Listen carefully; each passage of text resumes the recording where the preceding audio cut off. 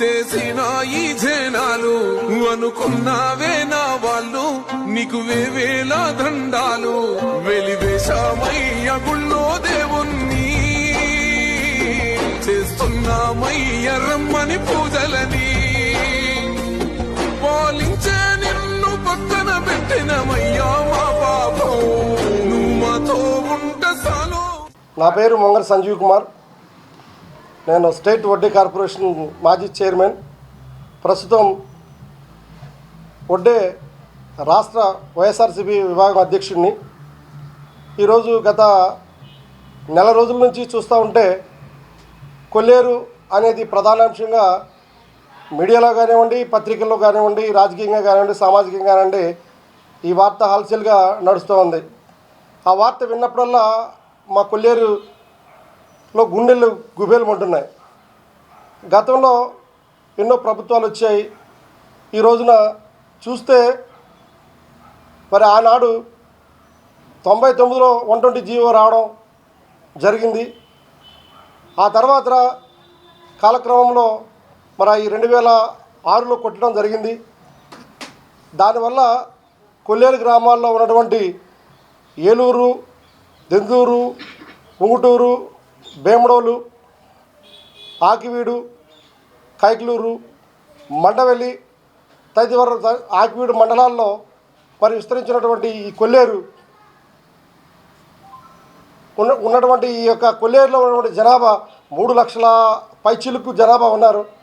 అందులో 1,86,000 మంది ఓటర్లు ఉన్నారు. ఈ రోజున 46 బెల్ట్ గ్రామాలు, 76 బెల్ట్ గ్రామాలు ఉన్నాయి కొల్లేరులో.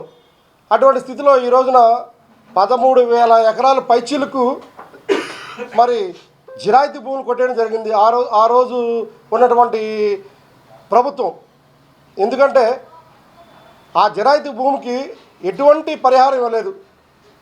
పైగా గత ప్రభుత్వంలో వాటిని ఎక్కేసుకుని కొద్దిగా గొప్ప జీవనభృతి పొందుతూ ఉండగా ఇప్పుడు కుంటి నక్క మీద తాటికాయ పడ్డట్టు ఈ వచ్చేటువంటి ఈ పిడుగుపాడు వార్తల వల్ల ఎంతమంది నిరాశలో మునిగిపోయారు కొల్లేరు వాసులు. వాళ్ళని చూస్తే చాలా బాధాకరంగా ఉంది. ఈ రోజున ఎట్లా చూద్దామన్నా కూడా ప్రతి మీడియాలో, ప్రతి పేపర్లో కూడా కొల్లేరు కొల్లేరు కొల్లేరు కొల్లేరు అనే దానికి మరి రామ్లేరు, తమ్లేరు, బుడవేరు అనే ప్రధాన కాలువలు ఉన్నాయి. దాన్ని అనుసరించి 64 మినీ కాలువలు ఉన్నాయి. ఏ రోజు ఆ యొక్క పూడికి తీసిన పాపాన లేదు. నా చింతలో నాకు 10 ఏళ్ల వయసు అప్పుడు ఉప్పుటేరు నుంచి సముద్ర మార్గం నుంచి ఇక్కడ పెద్దట్లగాడు వరకు కూడా డ్రిడ్జింగ్ చేసేది. ఆ రోజున ఆ యొక్క వేసవి కాలంలో కూడా ఆ యొక్క సర్కారు కాలువ అంటారు దాన్ని. ఆ కాలువలో 10 అడుగుల వాటరు మే నెలలో కూడా 10 అడుగుల వాటర్ ఉండేది. ఈ రోజున చూస్తే 4 అడుగులు కాదు 2 అడుగుల వాటర్ కూడా లేని పరిస్థితి. వేసవి కాలం వస్తే, మే నెల వస్తే ఎండిపోయే పరిస్థితి. ఈరోజు చిత్తడి నేలగా 1971లో రామ్సార్ ఒప్పందంలో ఇరాన్లో జరిగింది. ఆ రోజు పరిస్థితి చూస్తే చిత్తడి నేల కింద వేశారు. ఏ రోజు అయినా సరే ఫిబ్రవరి ఆఖరిన కొల్లేరు వస్తే ఈ రోజున ఎండిపోయి బీడు భూముల్లాగా బీటలు వారిపోయేటువంటి పరిస్థితి కొల్లేరులో ఉండదు. అటువంటి దాన్ని చిత్తడి భూమిగా ఎలా ఇదో చేయగలిగారు. సరే, ఆ రోజున ప్రభుత్వాలు, ఆ రోజునటువంటి ఈ కమిటీలు అలా చేశాయి. కానీ ఈ రోజున అక్కడ నివసిస్తున్నటువంటి ఇన్ని లక్షల మంది 3,05,000 పైచులకు 1,86,000 ఓటర్లు ఉన్నటువంటి ఆ యొక్క కొల్లేరు చుట్టూ పరివాహక ప్రాంతంలో ఉన్నటువంటి వారు జీవన స్థితిగతులను ఒకసారి పరిశీలించుకుంటూ ఉన్నాము. ఏది ఏమైనప్పటికీ కూడా కొల్లేరులో ఉన్నటువంటి జీవించేటువంటి జీవనం అస్తవ్యస్తంగా ఉంది. గత 10 ఏళ్ళలో చూసినట్లయితే కొల్లేరు నుంచి ఆయా గ్రామాలు ఎక్కడ నీరుంటే అక్కడ కొల్లేరు వాసులు వలసపోయిన పరిస్థితి. బతుకు జీవుడా అని బతుకుతూ ఉండగా ఉన్నటువంటి ఈ వార్త పాటై ఈ యొక్క కొల్లేరు వాసుల్ని అతలాకుతలం చేస్తూ ఉంది. ఏది ఏమైనప్పటికీ కూడా రాష్ట్ర ప్రభుత్వ ఆదేశానుసారం సుప్రీంకోర్టు కూడా కొన్ని మినహాయిపిస్తుంది. ఎందుకంటే మనసుంటే మార్గాలు అనేకం, వెలుసుబాటు అనేది ఇచ్చే అవకాశాలు ఉంటాయి. సుప్రీంకోర్టు అయినా కూడా రాష్ట్ర ప్రభుత్వ డైరెక్షన్స్ని బట్టే మా యొక్క రాష్ట్రానికి ఇది కావాలని వీళ్ళు అడిగినట్లయితే అది సుప్రీంకోర్టు కూడా ఆలోచించే పరిస్థితులు ఉంటాయి. కానీ దాని యోచనలో ఉన్నటువంటి ప్రభుత్వం కూడా ఈ కొట్టడానికి చూపించేటటువంటి విముఖత కొల్లేరు వాసుల గురించి ఒక ఎమ్మెల్యే కానీ ఒక ఎంపీ కానీ ఒక తదితర నాయకుడు కానీ ఈ కొల్లేరు కోసం ఏ రోజు ఎవరు మీడియా కోసం మాట్లాడింది లేదు. మొన్న డిఆర్సీ మీటింగ్లో కూడా ఎవరు కూడా కొల్లేరు కూసెత్తిన పాపాలే లేరు. గత ప్రభుత్వం ఉందంటే మరి ఎంతో కొంత కొల్లేరు వాసులకి మంచి జరిగిందని అనుకుంటున్నాను. ఈ పరిస్థితుల్లో ఈ రోజున ఈ వార్త చాలా ఇబ్బందికరంగా ఉంది. ఏదేమైనప్పుడు కూడా ప్రభుత్వాలు యోచన చేసి ఈ 78,300 ఎకరాలలో కొంతవరకు మినహాయించి ఆ యొక్క గ్రామాల పరివాహక ప్రాంతాల్లో కొంత భూమిని మిగిల్చి, ఎందుకంటే ఆ రోజున కూడా మరి జిల్లా కలెక్టర్లు గారు కూడా నవీన్ మిట్టల్లో కృష్ణా జిల్లా ఆ రోజు రెండు జిల్లాలుగా ఉండేవి.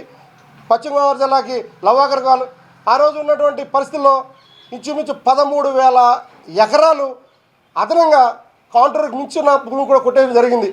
అది పశ్చిమ గోదావరి జిల్లాకు వస్తే 3,000 పైచీలకు, అట్లాగే కైకలూరు మండవెల్లి కృష్ణా జిల్లాకు వస్తే గతంలో కృష్ణా జిల్లాకు వస్తే 7,000 ఎకరాలు పైచీలకు అబవ్ కౌంటర్లో కొట్టేయడం జరిగింది.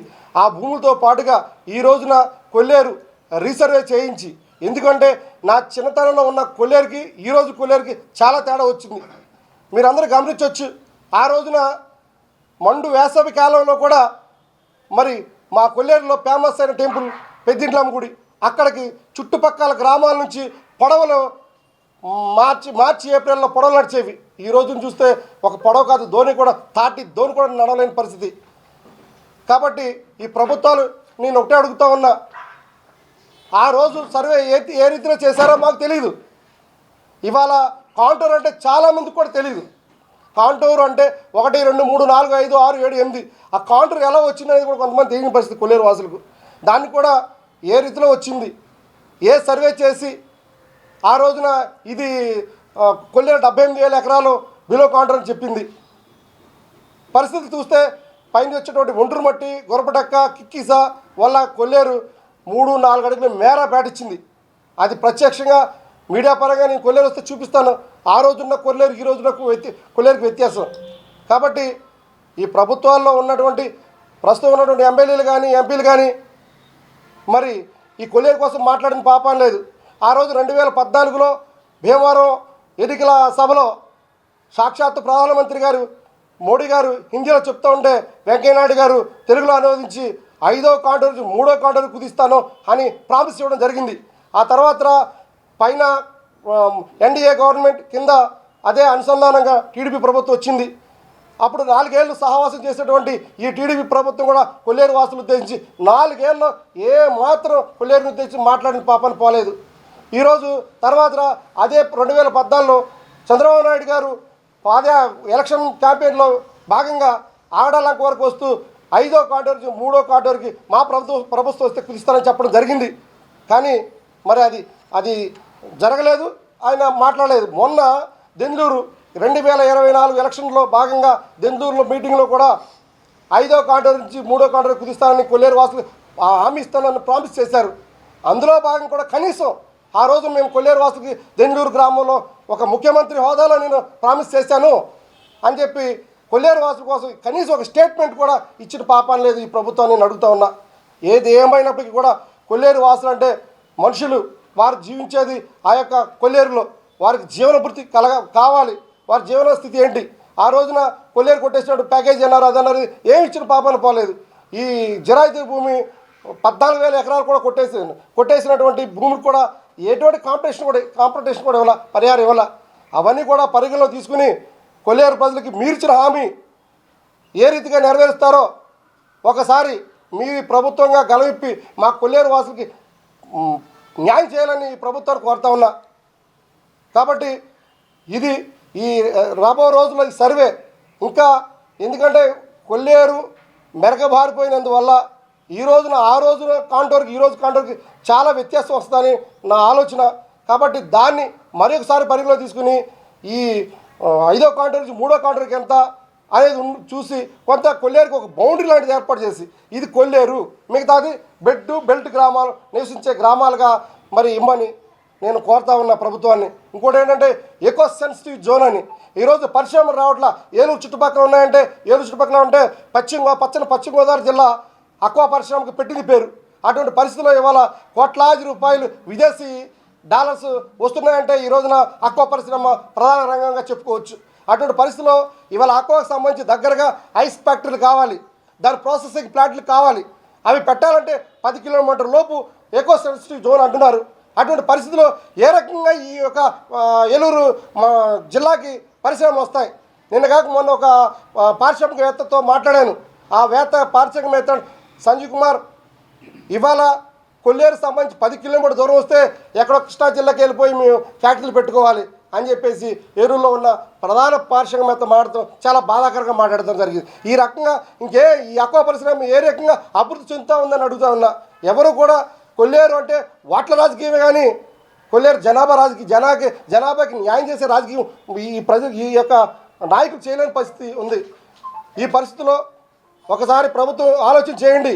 ఇవాళ వరకు కూటమి ప్రభుత్వం వచ్చిన కాడి మొదలుకొని ప్రతి ఊళ్ళో కూడా ఇబ్బంది పెట్టిన దాఖలాలే. ప్రతి గ్రామం కూడా పేపర్లో పడింది. అలా కొట్టేస్తా, ఇలా చేస్తా, అలా చేస్తానని ఒక ఎమ్మెల్యే కొనసాల్లో రకరకాలు జరుగుతూ ఉన్నాయి.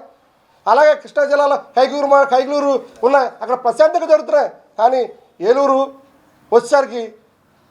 చుట్టుపక్కల గ్రామాలు వచ్చేసరికి చాలా ఇబ్బందికరం. దెందూరు అసెంబ్లీ నియోజకవర్గం వచ్చేసరికి చాలా ఇబ్బందికరంగా ఉంది. ఒకసారి ఆలోచన చేయమంటున్నా. కొల్లేరు ప్రజలు, కొల్లేరు అంటే ప్రధానంగా వడ్డీలు, అలాగే దళితులు ఉన్నారు. వడ్డీల్లో ఎక్కువ శాతం టీడీపీకి సంబంధించిన వ్యక్తులు. వాళ్ళు ఈ రోజున కూటమి ప్రభుత్వానికి మరి కొల్లేరు మొత్తం యావత్ గ్రామాలని కూడా పట్టం కట్టిని అత్యధిక మెజార్టీతో గెలిపించడం జరిగింది. అటువంటి ఓటర్ రాజకీయం చేసిన మీరు ఆ కొల్లేరుకి ఏది చేయాలనేటువంటి ఆలోచన లేదా మీకు అని అడుగుతా ఉన్నా నేను. అదే రీతిగా ప్రతి గ్రామాల్లో రోడ్ల పరిస్థితి. ఆ రోజున 120 జీవో వచ్చినప్పుడు కొల్లేరులో ఈ పర్యాటక అభివృద్ధి చేస్తాం, నిరుద్యోగులకి ఉద్యోగ స్థితి కల్పిస్తాం అని చెప్పడం జరిగింది. అది కాకపోగా కనీసం కొల్లేరులో ప్రధాన రహదారులు కూడా లేని పరిస్థితి. ఈ రోజున కొల్లేరులో ఉన్నటువంటి ప్రతి ఒక్క మనిషి కూడా చాలా బాధాకరం. ఈ వార్తలు సుప్రీంకోర్టు వార్తలు వచ్చినట్టు కూడా చాలా బాధాకరంగా ఉంది. ఏదేమైనప్పుడు కూడా ఈ ప్రభుత్వాలను ఒకటే అడుగుతున్నా, ప్రభుత్వాలు కూడా చిత్తశుద్ధి ఉంటే కొల్లేరు గ్రామాలకి న్యాయం చేయొచ్చు. ఏదేమైనా ప్రభుత్వ డైరెక్షన్ తోటే సుప్రీంకోర్టు అయినా కొంచెం ఇంచుమించుగా వెలుసుబాట్లు ఇస్తాయి. కాబట్టి అటువంటి ఆలోచన చేసి కొల్లేరుకు న్యాయం చేయాలని వైఎస్ఆర్ కాంగ్రెస్ పార్టీ తరఫున నేను కోరుతా ఉన్నా. అలాగే ఈ యొక్క ప్రెస్ మీట్ విషయానికి వస్తే ప్రధానంగా ఎవరు కూడా ఇంతవరకు చాలా కాలం నెల రోజుల నుంచి వెయిట్ చేసాం. ఏదన్నా పార్టీలో ఉన్నటువంటి నాయకులు మాట్లాడి కొల్లేరు కోసం గలమిప్పి ముందుకు వెళ్తారు, వాళ్ళని ఇబ్బంది పెట్టకూడదని ఇప్పటివరకు మేము ఆగాం. ఈరోజు వరకు కూడా మరి కొల్లేరులో జరిగేటువంటి పరిస్థితులు పేపర్లో చూడడం, మీడియా చూడడం తప్ప ఏ రోజు కూడా దాన్ని ఇది కాదు అది కాదని ఏ నాయకుడు మరి మాట్లాడిన పాపాన పోలా. కాబట్టి ఈ రోజున మేము వైఎస్ఆర్ కాంగ్రెస్ పార్టీ తరఫున దెందూరు పార్టీ ఆఫీసులో మా నాయకుడు అబ్బాయి చౌదరి గారి ఆదేశానుసారం మీరు జరుగుతుంది, ప్రెస్ మీట్ పెట్టడం జరిగింది. ఈ రీతిగా మాకు న్యాయం చేయాలి కొల్లేరు వాసులకి అని అంటే ఆ ఆలోచనతో నేను మాట్లాడుతూ ఉన్నా.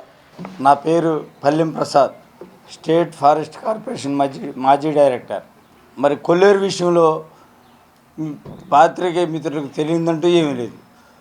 99వ సంవత్సరంలో 120 జీవో ఇచ్చారు. కానీ ఆ వేళ నుంచి కొల్లేరు యొక్క విధానం తెలిసిన వారు ఎవరు కూడా దాని గురించి మాట్లాడిన విధానం లేదు. కానీ 2006 సంవత్సరంలో మళ్ళీ సుప్రీంకోర్టు ఇచ్చినటువంటి ఆదేశానుసారంగానే దివంగత నేత రాజశేఖర రెడ్డి గారు కొల్లేరు మీద జీవోని ఇంప్లిమెంట్ చేసిన విధానం తెలిసింది. అయితే ఇక్కడ ఉన్నటువంటి కొల్లేరులో ఉన్నటువంటి దాదాపుగా 3 లక్షల పైచిలుకు జనాభా 1,89,000 ఓటర్ల యొక్క మనోభావాలను గుర్తించి మరి కొల్లేరుని 3వ కోటేరు కుదిస్తామని మాకు ఇదే ఏలూరు జిల్లా కలెక్టరేట్లో మా కొల్లేరు ప్రజలకు హామీ ఇచ్చిన విధంగా దాని మీద అనేక రకాలుగా మరి ఆయన కేంద్ర ప్రభుత్వం మాట్లాడి ఆ కాంటూరు కుదింపు గురించి ఎంతో ప్రయత్నం చేశారు. అది మా అందరికీ తెలుసు, కొల్లేరు ప్రజలందరికీ కూడా. కానీ మహానుభావుడు మృతి చెందిన వెంటనే కొల్లేరు గురించి పట్టించుకున్న నాదుడు లేడు. తర్వాత 2014 సంవత్సరంలో ఎలక్షన్ ముందు ఇవాళ ఉన్నటువంటి ప్రధానమంత్రి గారు ఆవేళ ఉపరాష్ట్రగా అవబోతున్నటువంటి వెంకయ్యనాయుడు గారు కూడా ప్రామిస్ చేసి మరి కొల్లేరుకి 3వ కంటూరు కుదిస్తామని ప్రామిస్ చేశారు. ఆ మాటలు చెప్పి మా కొల్లేరు ప్రజల చేత మా కొల్లేరులో ఉన్నటువంటి 3 ఎమ్మెల్యే సీట్లను కూడా వాళ్ళు హస్తగతం చేసుకున్నారు ఆవేళ. కానీ ఇచ్చిన మాటలను పుట్టలో దాఖలు చేయడం ఈ ప్రభుత్వాలకు అలవాటు అనేది ప్రజలందరికీ అర్థమైంది. కానీ ఇప్పుడు కూడా మేము కోరేది ఏంటంటే మీరు ఇచ్చిన మాటను మీరు నెరవేర్చండి.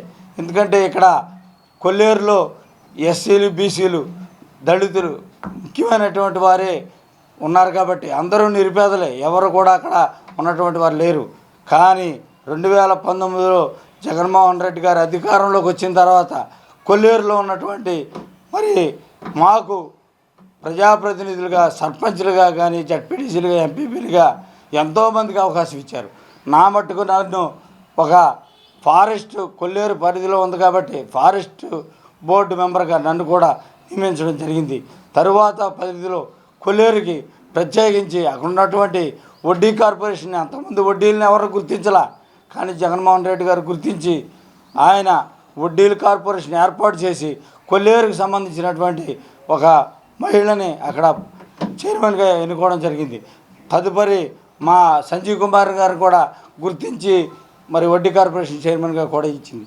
ఈ విధంగా వైసీపీ గవర్నమెంట్లో మరి ఎన్నో రకాలుగా మరి ఆవేళ నరేంద్ర మోదీ గారితో మాట్లాడి 2019 నుంచి 24 వరకు ఈ కొల్లేరు సమస్య అనేది రాకుండా జగన్మోహన్ రెడ్డి గారు చేశారు.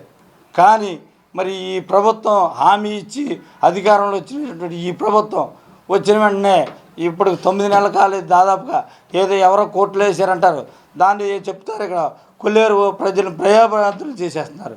ఏ విధంగా ఇప్పటికే కొల్లేరు చాలామంది కొల్లేరు నుంచి పెట్టి చదువులు లేక, సరైన విధానం లేక చాలామంది చేస్తున్నారు.